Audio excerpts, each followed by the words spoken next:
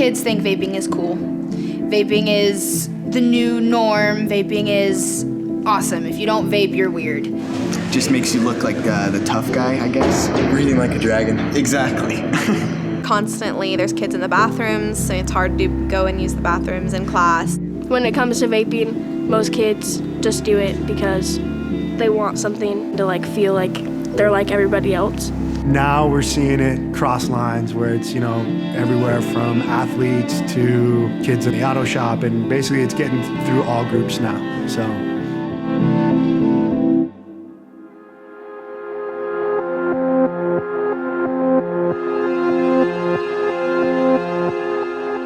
Vaping is a way for people to get their nicotine fix, essentially.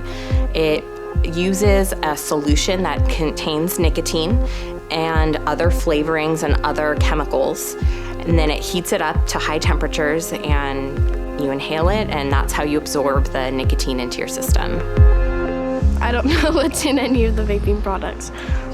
I don't think they care about what's in it. I think it's the feeling that they get from it. I don't think that kids think that vaping is the same as cigarettes. I think they think it's safer. A lot of people think that e-cigarettes produce a water vapor, and in truth, they actually produce an aerosol. And this aerosol contains a lot of chemicals, including benzene, formaldehyde, cadmium, things that we know cause cancer, birth defects, and other health problems. The way they package it makes it look cool to kids. They make the devices in really strategic ways. I mean, there's a product called Juul. It's like a flash drive. And kids love sneaking these things into class and using them and hiding them, and teachers are kind of none the wiser. It's really crazy. I know some people who have had like a cast from breaking their wrist and they've put a device inside of it. Or they'll take their Juul and put in the water bottle tip, like the little tip that flips up. They use that. They produce these products in all kinds of flavors that are really enticing to kids. They have cherry and bubblegum, cereal flavors. First they start out with the juice that is just flavored, and then all of a sudden somebody puts some nicotine juice in there, and then we've even heard that they mix the marijuana liquid with the vape liquid, so you can't really tell what it is. It oftentimes can lead to dual use, where kids are using both nicotine and marijuana, and we absolutely don't want to see that. I would say 90% of my friends smoke. It's just, you want to hang out? Cool, where are we smoking? I think parents should know that it's really easy to get vape or marijuana and that everybody does it. So many people do it that it's just the normal now. I know some of my friends smoke to get away from life. They smoke to not feel pain and resentment with their family.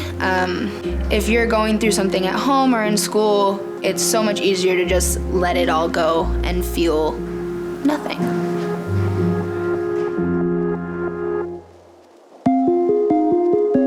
Dealing with an addiction is one of the hardest things that I've ever dealt with.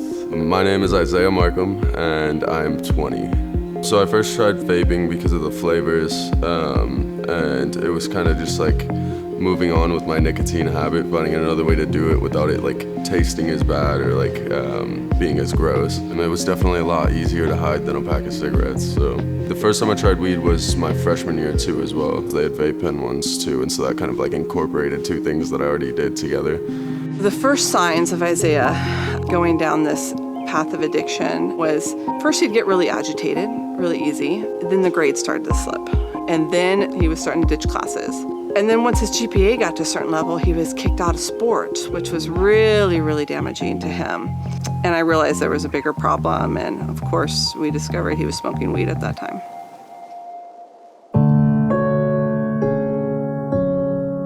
I played baseball for 9 years, and I was good. Sophomore year was the last year that I played. Because I started smoking a lot, my grades started going down. I lost my motivation, and so I didn't want to be in class. I didn't want to be at school. I just kept thinking, not Isaiah. Isaiah's not going to get caught up in all of this. And then senior year, I just got really bad. I started smoking all the time. Smoked every day senior year. When we realized we had an addiction issue with marijuana, I really was proactive, and I left no stone unturned. Chased down the schools, drug testing him regularly. Taking away preferred items, having to call the police when he went into rages. So at my peak, probably about every 15 minutes I would get up and I would smoke. I was like out of my mind stone through most of the day, and so I couldn't function.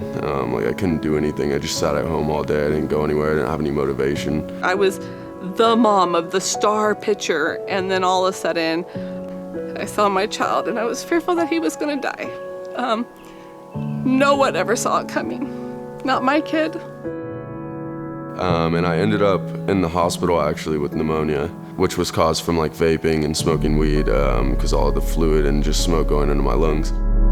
I missed years of my little brother and sister's life, and that's A, something I'll never forgive myself for, and B, something I'm gonna have to spend the rest of my life trying to make up.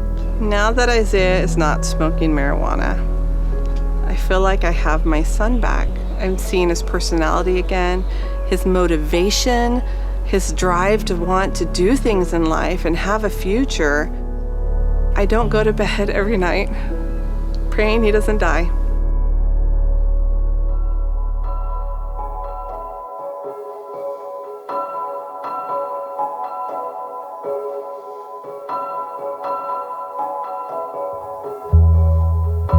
Many youth don't think marijuana is dangerous for their health. There's really been a drop in the perception of harm. However, the irony is it's actually much riskier today because it has become so potent.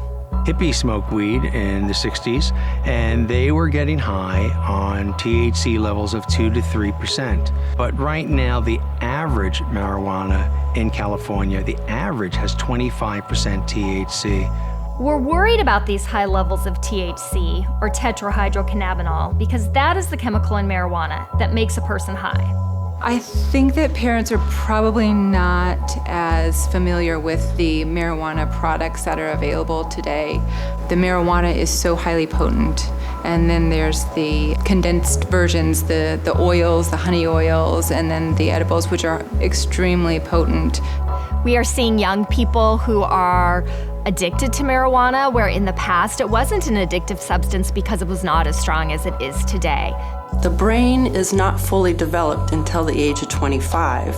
So when we're thinking about a teenager, that brain is still very vulnerable to the effects of chemicals. The health risks are a lot greater for somebody under the age of 25, so the longer they can delay in trying these products, the less risk that they're going to be addicted or have serious problems from using them. We're seeing kids use marijuana younger and younger. More teens are presenting for issues at the emergency department just from marijuana use. Some of those things are vomiting that can't stop, and even episodes of psychoses. The danger of children learning how to cope with stress or frustration using chemicals is they develop a chemical coping strategy, and that habit, as it continues into adulthood, becomes extremely hard to break.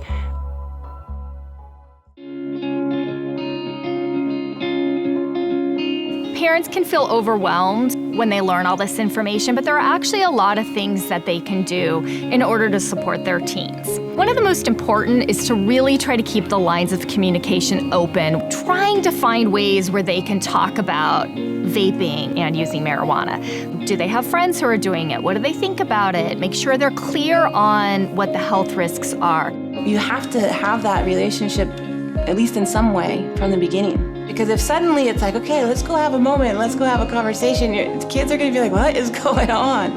It's also really important to have clear family rules around substance use. It doesn't matter what other families are doing. What's important is what you decide in your home is okay and not okay, and what the consequences are. It can be fun to role play together. Maybe you're at a party and somebody's offering you something. How would you handle it? What would you say? If they think some of these things through ahead of time, they're much more likely to make a decision that they feel good about than if they're making decisions in the spur of the moment.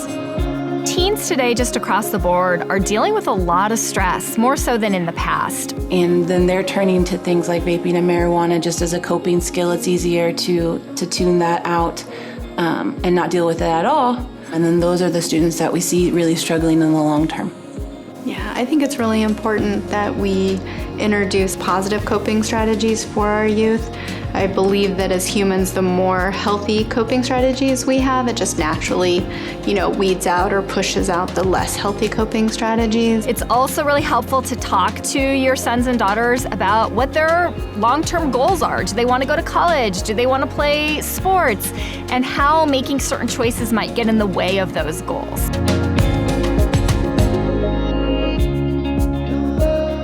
When parents have this situation come up with their child experimenting, going to a place of fear and judgment usually turns the kids off and has them disconnect from us even more. I think it's really important as the parent to remain calm as much as we can and just really listen to our child. The goal should be to keep the conversation going with the objective being, okay, so if you're gonna find yourselves in these situations, how is it that you can be safe? So when we have our first conversation with a child about that, coming from a place of non-judgment and knowing we're going to listen and ask questions, that's going to be a real good starting place as opposed to coming from fear and anger. It's a scary situation, so there's a lot of support out there. You can get it immediately. You can walk into any sort of treatment facility and ask for that support, and you shouldn't be afraid to get the help that you need in order to support your student. And I think it's really important to not underestimate the influence parents have on their teen lives, to work on keeping those lines of communication open, to stay connected, and to see the relationship really as a partnership so that you're working together around issues of vaping and marijuana and not in opposition.